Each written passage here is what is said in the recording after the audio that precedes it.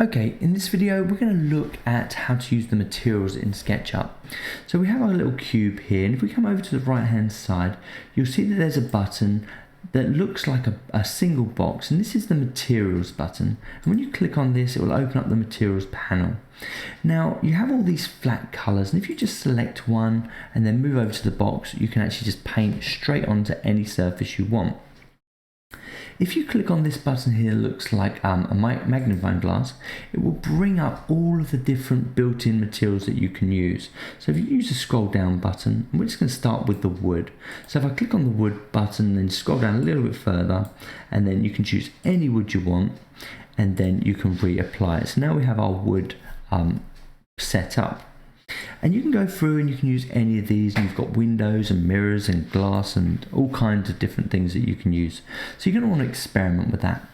Let's come back over to the home menu and let's show you how to add your own texture. So I'm just going to click on this button here. I'm going to apply it to a surface just so that it updates almost instantly. And then I'm going to press on this edit button.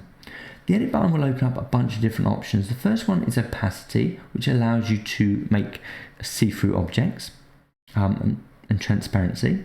The next one is color, which allows you to change the color of what you're seeing. And the next one is this texture button. When you click on this texture button, it will allow you to upload an image from your computer. Now I've gone ahead of time and gone into Google and just gone into Google Images and downloaded this Wood 1 texture. So press open and then press use this image. Give it a couple of seconds, and because we applied that color, it will already apply it here. Now, another thing you can do is you can change the scale here, and at the moment you can see it looks a bit naff, it's all kind of layered up. So we can come to the width and we can change the width. It will change the width and height together, which is actually okay for what we need. So I'm just going to change this to 10 and then press enter. Once I do that, give it a couple of seconds and it will kind of come in and it will work it all out for us. Now 10 is still quite too small, so let's change it again to something else. So let's change it. Because we're working in feet and inches, we need that little comma there. So let it update, and there we go, we have the right one. If you were working in meters, you wouldn't need to put that little apostrophe mark there. You could have just left it as 10.0 or something. But you can see now that we've got it all scaled up and it looks a lot better. And you can mix this up as much as you want. If you didn't want it as long, you can unhit this one and you can maybe change the inches down to say 1 and then press enter. And it will change it. That was 6 and it looked better, so let's change it to, let's change that to 10 as well, see what happens. So there you go, looks quite nice, gives us a realistic wood feel, which is a lot better to what we want. Once you're happy with all those adjustments, you can press done, and that is great. Now if you want to scale up a built-in texture, so if we go back to our kind of library of them and scroll down to the bottom to our wood and choose, say, this wood again. Oh, something went wrong.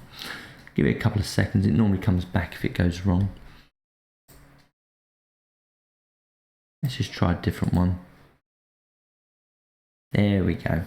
If you want to change the scaling of a built-in texture, once you've applied it, all you need to do is right click and come down to this texture option and position.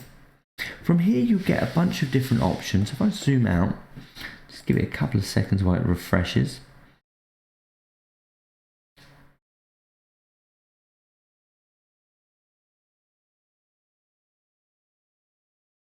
Okay, it seems to have crashed, so I can't show you that option, so maybe I'll show it to you in another one. But basically inside of that option you have this little green button that allows you to rotate, scale and skew. Okay, that kind of brings me to an end of here. So have a go applying this to your own objects, apply multiple different textures and see how you get on. And I'll see you in the next video.